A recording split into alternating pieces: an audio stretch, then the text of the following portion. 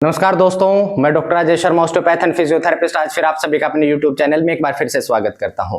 तो दोस्तों, आज की इस वीडियो में हम आपको बताने जा रहे हैं कि जब आपको एक्यूट सियाटिका होती है, यानी आपकी डिस्क फटती है, आपकी स्लिप डिस्क होती है, तो आपको इमीडिएटली ऐसी कौन कौन सी होम रेमेडीज करनी है, आपको घर पर क्या करना है जिससे आपका स्लिप डिस्क बिल्कुल ठीक हो जाए। तो दोस्तों, जब हमें स्लिप डिस्क होती है तो उसकी वजह से हमारी कमर के अंदर इन्फ्लेमेशन, हमारी डिस्क के अंदर इन्फ्लेमेशन होना स्टार्ट हो जाता है, जिसकी वजह से हमारी कमर के अंदर स्वेलिंग आना शुरू हो जाती है, हमें पेन फील होना स्टार्ट हो जाता है। हमारी कमर के अंदर जहां जो पार्ट के ऊपर स्वेलिंग आई है उसके अंदर हमें रेडनेस महसूस होना शुरू हो जाती है और हमें चलने फिरने में बहुत ही ज्यादा समस्या महसूस होती है। तो दोस्तों, ये कुछ साइंस ऑफ इन्फ्लेमेशन है जो हमें इन्फ्लेमेशन के अंदर मिलते हैं, यानी हमारी जब डिस्क फटती है तो हमें ये सारी चीजें देखने को मिलती है।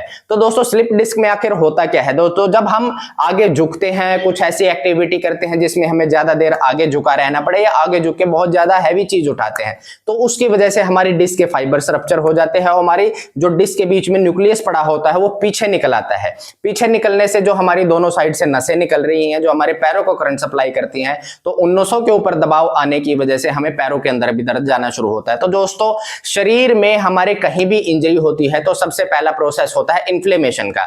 तो जब इन्फ्लेमेशन होता है तो उसमें हमें स्वेलिंग महसूस होती है, हमें पेन महसूस होता है, हमें वहां पे रेडनेस महसूस होती है और हमारा फंक्शन हमारी मूवमेंट बहुत ही लिमिटेड हो जाती है। तो दोस्तों, ये साइंस ऑफ इन्फ्लेमेशन है। ऐसे ही जब हमारी डिस्क फटती है तो हमारी डिस्क के अंदर भी ये सारी चीजें होती हैं। जब हमारी डिस्क के अंदर इन्फ्लेमेशन होता है तो हमारी डिस्क के अंदर स्वेलिंग आ जाती है, हमारी डिस्क सूज जाती है।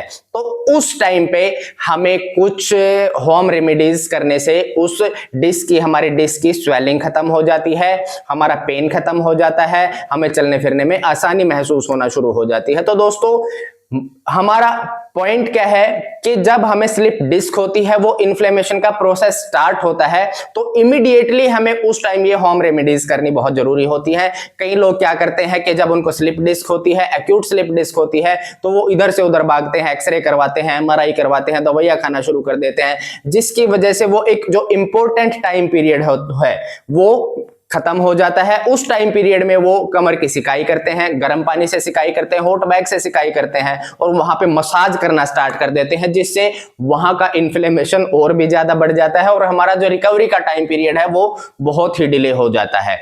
तो हमें ये सब नहीं करना है।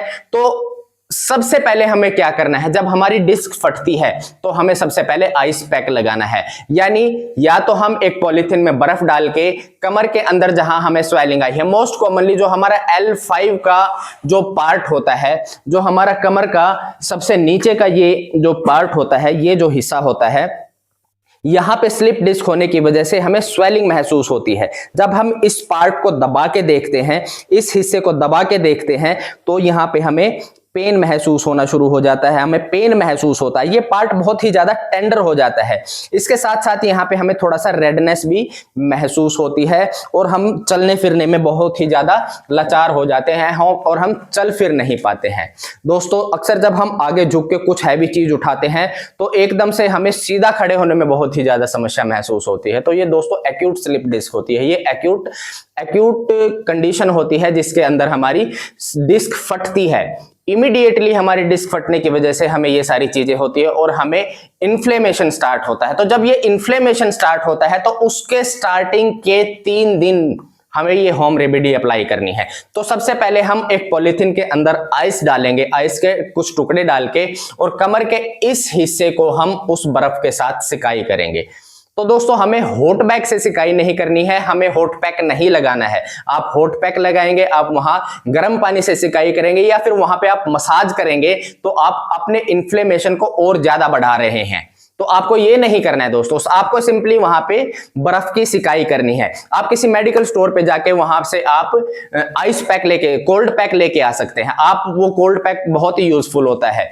आप उस कोल्ड पैक को लाके अपने फ्रीजर के अंदर रख दीजिए। जब वो बिल्कुल ठंडा हो जाए, आधे पौने घंटे में वो, मैक्सिमम 1 घंटे में वो ठंडा हो जाता है। उसके बाद उस आइस पैक को निकाल के और आप अपने कमर के इस हिस्से पे आइस पैक को रखिए। तो आपको बार बार बर्फ भी जमाने की, पॉलीथिन में डालने की ये सारी जरूरत नहीं पड़ेगी। तो आइस पैक एक बहुत ही अच्छी चीज है। तो आप आइस पैक यूज करिए।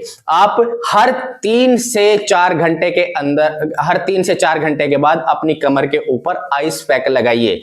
और ये चीज आपको दोस्तों 3 दिन तक करनी है। आपको गर्म से सिकाई नहीं करनी है, गर्म पानी से, हॉट बैग से सिकाई नहीं करनी है। आपको सिंपली आइस पैक या फिर कोल्ड पैक अपनी कमर के ऊपर, जहां पे आपको स्वेलिंग महसूस होती है, वहां पे अप्लाई करना है। दूसरी चीज है, आपको कंप्लीट बेड रेस्ट करना है। 3 दिन तक पॉसिबल हो सके तो आप कंप्लीट बेड रेस्ट कीजिए। हो सके तो आप अपने बेड पे ही लेटे रहिए और वहीं पे अपनी सारी एक्टिविटीज करने की कोशिश कीजिए। नहीं हो पा रहा है तो आप उठने से पहले अपनी कमर पे बेल्ट जरूर लगाइए। आप किसी मेडिकल स्टोर पे जाके कमर की बेल्ट ले लीजिए और वो बेल्ट लगा के ही आप अपना, अगर जो एक्टिविटीज ऑफ कुछ डेली रूटीन करनी है, जैसे लैट्रिन, टॉयलेट, बाथरूम वगैरह आपको जाना है, तो आपको बेल्ट के बगैर नहीं जाना है। 3 दिन कंप्लीट बेड रेस्ट करना है। सबसे पहले आपको आइस पैक लगाना है और दूसरी चीज है आपको रेस्ट करना है। ये दोनों चीजें आपको 3 दिन तक निभा के करनी है। दोस्तों, जब आप बेड रेस्ट करेंगे आपको सीधा लेटना है।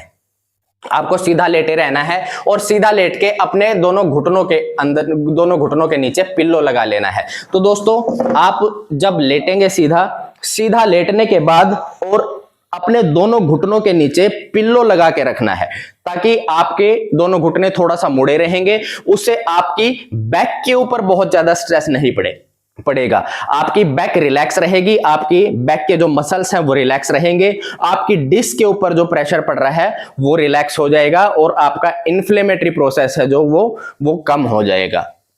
तो दोस्तों, आपको सीधा लेटे रहना है और आपको पिल्लो लगा के ही लेटना है दोनों घुटनों के नीचे। तो दोस्तों, ये 3 चीजें बहुत ही ज्यादा इंपॉर्टेंट हैं। सबसे पहला आइस पैक, दूसरा आपको कंप्लीट बेड रेस्ट करना है और तीसरी चीज आपको सीधे लेट के अपने दोनों घुटनों के नीचे पिल्लो लगा के लेटे रहना है। दोस्तों, ये 3 दिन तक अगर जो आपने ये चीज निभा के कर लेंगे तो आप देखेंगे कि 60 से 70% तक आपका कमर का दर्द बिल्कुल खत्म हो चुका होगा। आप 3 दिन के अंदर ही चलने फिरने लायक हो जाएंगे।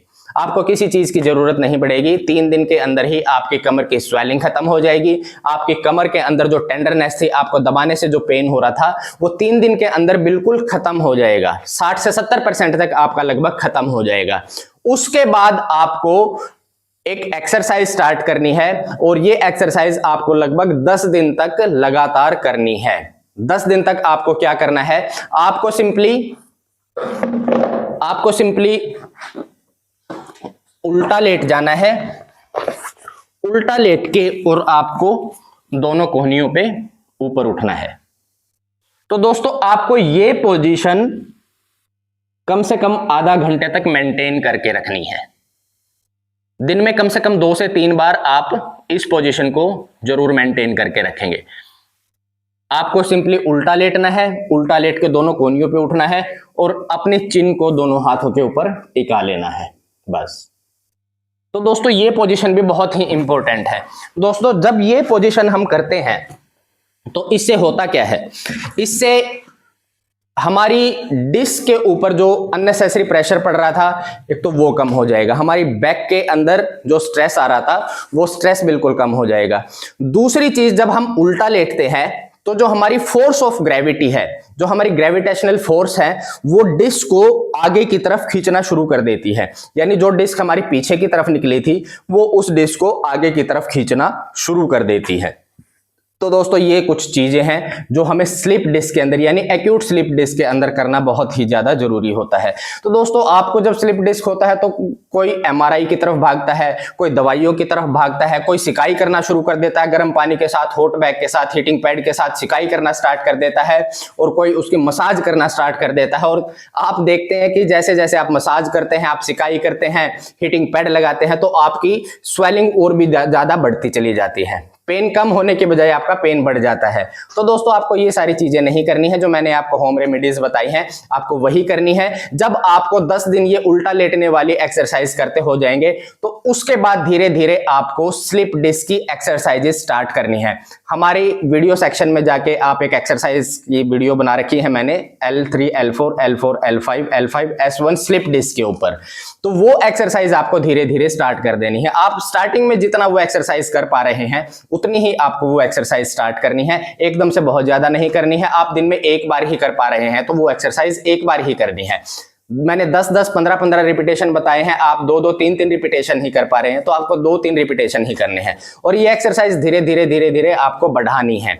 जब आपको 2 हफ्ते 3 हफ्ते ये एक्सरसाइजेस करते हो जाएंगे तो धीरे धीरे और भी ज्यादा आपको रिलीफ महसूस होना शुरू हो जाएगा। जो आपके पैरों के अंदर दर्द था, जो आपकी कमर के अंदर आपका जो बहुत ज्यादा दर्द आ रहा था, वो बिल्कुल ठीक हो जाएगा। और इन एक्सरसाइज को आप रूटीनली निभा के करते रहेंगे तो आपको आगे दोबारा फिर से स्लिप डिस्क होने की समस्या, जो आपको दोबारा फिर से स्लिप डिस्क होने के चांसेस हैं, वो बिल्कुल कम हो जाएंगे। तो दोस्तों ये बहुत ही इंपॉर्टेंट टिप्स हैं, बहुत ही इंपॉर्टेंट होम रेमेडीज हैं, जिनसे लोग अक्सर चूक जाते हैं और अपने डिस्क को और भी ज्यादा इंजर्ड कर लेते हैं। तो दोस्तों आशा करता हूं कि आपको हमारे द्वारा दी गई जानकारी अच्छी लगी होगी, पसंद आई होगी। तो दोस्तों हमारे चैनल को जरूर सब्सक्राइब कीजिए, हमारी वीडियो को ज्यादा से ज्यादा लाइक एंड शेयर कीजिएगा ताकि और भी लोग इस जानकारी का फायदा उठा सकें। धन्यवाद।